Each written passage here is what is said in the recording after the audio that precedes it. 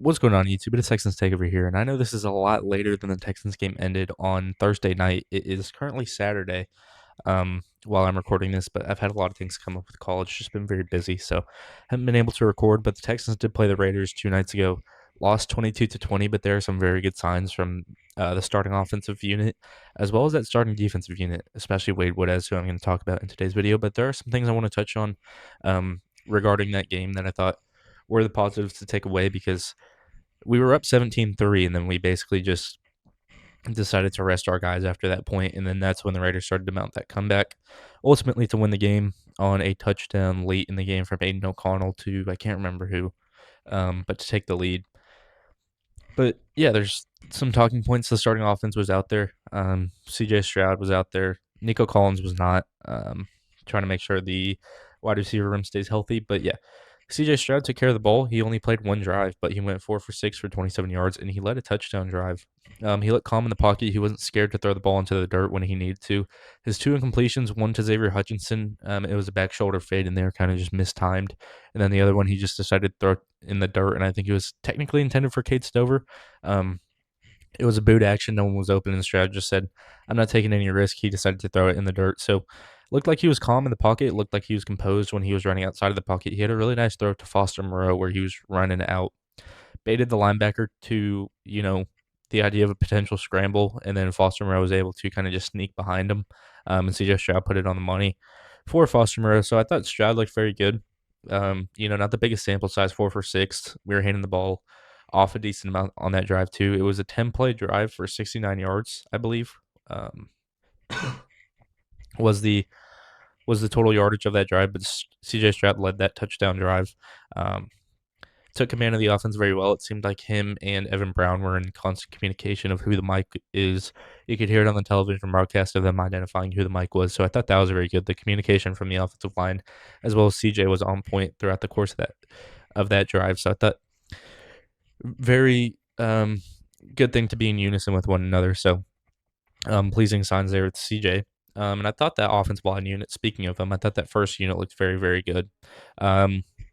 It was a combination of Ariante Ursary at left tackle. Keelan Rutledge was at left guard this game. He was not playing center. He was at left guard because Evan Brown took over at center, Ed Ingram at right guard, and then Trent Brown at right tackle. So it was White Taylor and Braden Smith on the second offense, and Taylor did not look that great. Didn't really see too much of Braden Smith that looked too bad. I just think Trent Brown's a very good tackle, and that competition's still ongoing. But I think it's going to be interesting with Wyatt Teller to see if he makes a starting unit. I think it might be a wake-up call by the Texans to send him there and say, hey, you got to get right, or else we're going to lean towards Evan Brown, because Evan Brown looked very solid. They were pushing back the pile, 6.2 yards per play on the opening drive, so every 2 plays was essentially a first down. Woody Marks had a 20-yard touchdown in there. Jared Wayne had a 12-yard reception on third down. CJ Stroud had time in the pocket when need be. Just a very efficient drive and very well orchestrated by Nick Caley. I thought he called a very, very solid game. When Mills and Stroud were out there, they weren't out there for too long, but when they were out there, I thought Caley orchestrated a very good game. Ripien just doesn't seem to be that level of quarterback, to be honest, but not going to read that much into it. He's our third-string quarterback for a reason. I thought Woody Marks looked great, though, on that opening drive. 4 carries for 39 yards and a touchdown, and then he also had 6 receiving yards. To me, he looks a lot slimmer. He looks more powerful. He's excelling in his runs a lot more. He's able to bounce off tackles a lot easier. He played a physical game on that opening drive, and that touchdown especially. You're going to see it all over Twitter if you're on Twitter.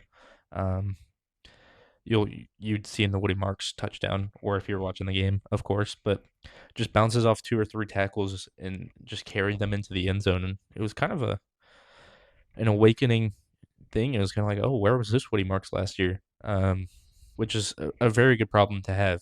I mean, if he's got better, and then you add David Montgomery, who's a very good or not a complimentary back, a very good power back, then you have your change of pace with Woody Marks, and it's going to help the offense fluctuate a lot more easier. And another piece on that offense that I thought looked great was Marlin Klein. He went 3 for 31 and showed off how dependable he is as a blocker. His willingness to block is great. He's able to take away edges, which is incredible. I don't think we've had a tight end for a while that's able to just straight up block an edge when need be, but Marlin Klein's able to do that, and I think that's because of his frame. He's 6'6", 250, I think is the rough number for Marlin Klein, but looks like a weapon after the catch as well, which is really nice to have. 3 for 31. One of those was down the left sideline, and just able to turn on the burners afterward. And I think it was like a 20-yard gain. One of them was a tight end screen. We actually executed a halfback screen, a wide receiver screen, and a tight end screen. So that's what I'm saying. I thought Nick Caley called a good game. I'm gonna shout him out because the screen game looked very good. The run game looked very good. Even when CJ Stroud was out there, the pass game looked very solid. Able to connect with Jared Wayne, Foster Moreau twice, maybe I think it was, and then Woody Marks once, and that was the whole passing sequence for CJ. But yeah, I thought Caley called a good game. I thought the offense looked very in rhythm. Constant communication along the offensive line, able to pick up blitzers, able to block their man. Even I think it was Ed Ingram and Trent Brown. They're able to double team a D&D tackle. I can't remember what it was, but into a linebacker's lap to free up a hole for Woody Marks to just run through on the outside of him, which I don't think we saw a lot of last year. So very positive signs from the starting offense as well as that second unit. I thought looked decent, other than kind of Wyatt Teller he was at right guard actually, which was interesting because as we know for the Texans, he'd been at left guard for a while, but in this game he was in fact at right guard. In terms of the defense, I thought Solomon Byrd looked very decent.